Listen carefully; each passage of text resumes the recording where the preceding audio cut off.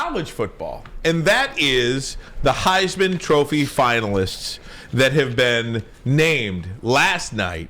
And the Heisman Trophy finalists this year, 4 quarterbacks: C.J. Stroud, Caleb Williams, Max Duggan from TCU, who the Wolverines will see, and Stetson Bennett. By the way, they are the 3 quarterbacks of the 4 playoff teams this year, if you didn't notice. And that is why, remember last year with the hot take, I said that Aiden Hutchinson was going to be a Heisman finalist 100%. Last year, because basically what they do is they take the best player off the team from one of the playoff teams. Now, I don't think Stetson Bennett is. I'm surprised the defensive lineman isn't. Isn't there an age gap? Name the finalist there. What's that? Jalen Carter. Jalen Carter. Thank you very much. Surprised Jalen Carter isn't a finalist, but this has become a quarterback award, Braylon.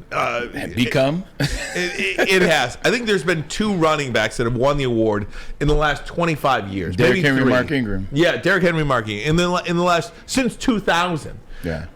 And Reggie Bush, I guess. Yes, so that's 3. By the way, today's the anniversary of Archie Griffin's second Heisman Trophy win.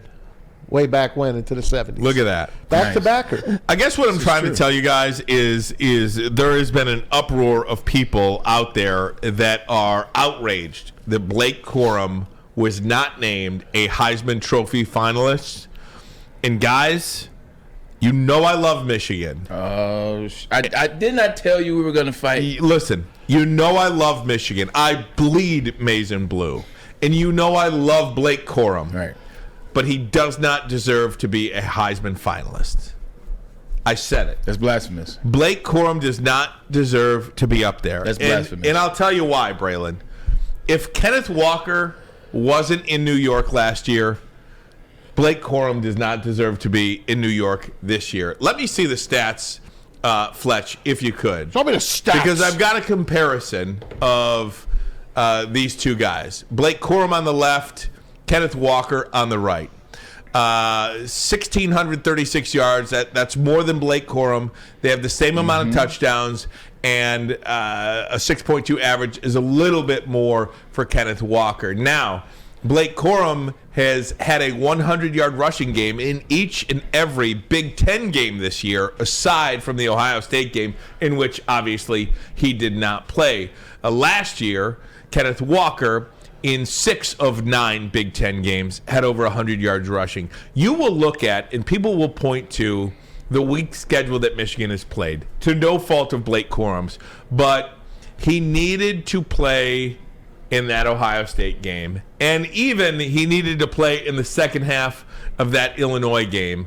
I just believe if Kenneth Walker wasn't a Heisman finalist, Blake Corum shouldn't be either. I needed to see him play against Ohio State. I am fine with it. Now, I don't think that the 4 quarterbacks are the best 4 players in America, but I'm fine with Blake Corum not being there. Yeah, I disagree with you. You're absolutely wrong. And maybe it's because you're wearing that green on right now that you want to side with Michigan State. So I thought that was Christmas green. That's East Lansing green after those comments. I'm going to tell you like this. When you look at Blake Corum and you look at him versus Kenneth Walker, how many yards did he have against Purdue in that loss? How many yards did he have against Ohio State last year? 25. Oh, and he was injured. And he was allegedly injured. So let's give him that. How many yards did he have against Western Kentucky last year? How many yards did he have? See, I know the games where he struggled last year, and there was no reason for struggle. If you want to go to the Heisman final, if you want to go to New York, if you want to go to the downtown athletic club, you got to ball in every game. You got to especially ball in the big games. The big games for Michigan State last year, I'm sorry,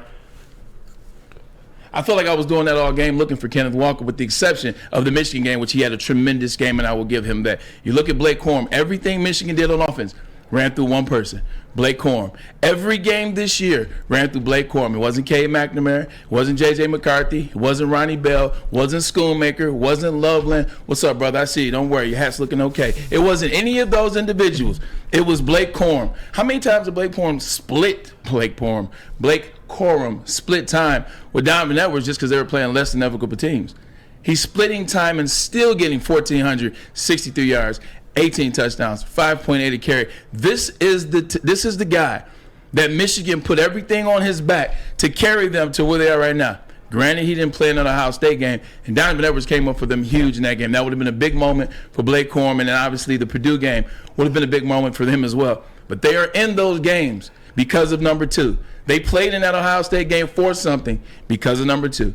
They were playing in Indianapolis against Purdue for something, and you heard Donovan Edwards at the press conference, best running back, I did. Best player. That's great. It's 100%. Now, I'm not saying Ryan Ermanni that he should go to New York and win, because he absolutely should not beat Caleb Williams or C.J. Stroud or Max Duggan for that matter. He shouldn't beat him, but he should be allowed a seat there based off what he did this year. A seat and not necessarily win. And I will say, Braylon, I think he would have gotten that seat and deserved to get that seat if he didn't get hurt. He would have won it if he didn't get hurt. Perhaps.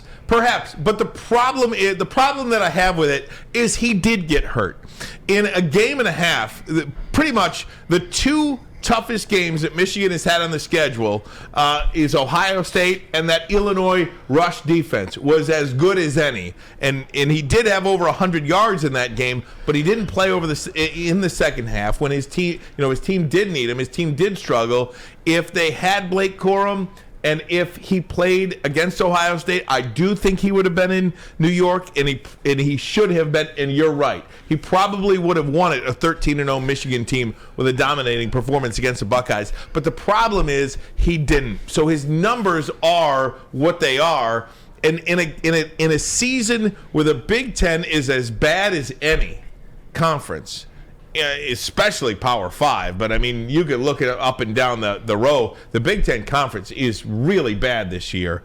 I just think you need extraordinary numbers, and Blake Corum just didn't have those extraordinary numbers this year. He missed 2 games. Like, He's essentially missed 2.5 games, and he's already damn near 1,500, 18 touchdowns. I get it. Like, if you look at every game this year, Ryan Ermanni, the Michigan Wolverines are a second half team.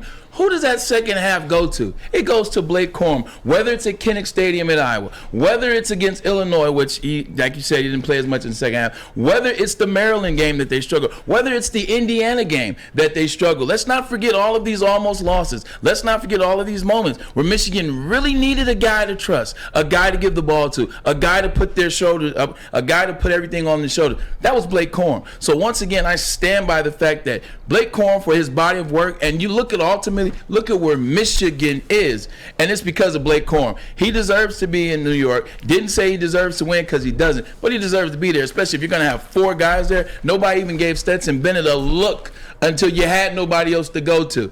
Blake Corum deserves that spot. That's Corum's spot. I want Maz you to weigh in on this. Next, we'll get some people going in the chat as well. The chat pretty fired up about this. Am I totally off base here? I think you got to play against Ohio State in order to have a seat in New York. He did not do that, so I am not up in arms with Blake Corum not being a Heisman finalist.